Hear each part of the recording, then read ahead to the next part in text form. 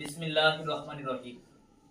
নারায়ে তাকবীর, আল্লাহু আকবার, নারায়ে রিসালাত, ইয়া রাসূলুল্লাহ সাল্লাল্লাহু আলাইহি ওয়াসাল্লাম।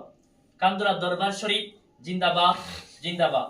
আসছে আগামী 15 নভেম্বর রোজ শনিবার বাদ আসর হইতে ঐতিহ্যবাহী কান্দুরা দরবার শরীফের উদ্যোগে এক বিরাট সুন্নি মহাসম্মেলনের আয়োজন করা হয়েছে। স্থান কাশিমনগর তাইপুর আহসানিয়া উচ্চ বিদ্যালয় মাঠ প্রাঙ্গণ।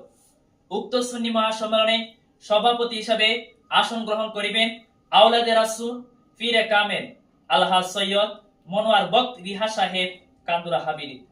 উক্ত সুন্নি মহাসম্মেলনে সার্বিক ব্যবস্থাপনায় দায়িত্ব পালন করবেন আওলাদে রাসূল পীরে কামেল আলহাজ সৈয়দ ইলিয়াসুর রহমান রহমাতুল্লাহ আলাইহির সুযোগ্য সাহেবজাদা সৈয়দ রেজাউল কামাল ওয়াসিম পীর সাহেব কান্দুরা হাবিলি।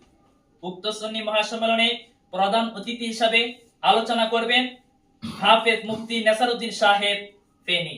প্রধান বক্তা হিসাবে আলোচনা করবেন পীর মুফতি গিয়াসউদ্দিন আত-তাহিরি সাহেব ব্রাহ্মণবাড়িয়া। প্রধান আকর্ষণ হিসাবে আলোচনা পেশ করবেন মুফতি মুহাম্মদ শহীদুল্লাহ বাহাদুর সাহেব চট্টগ্রাম।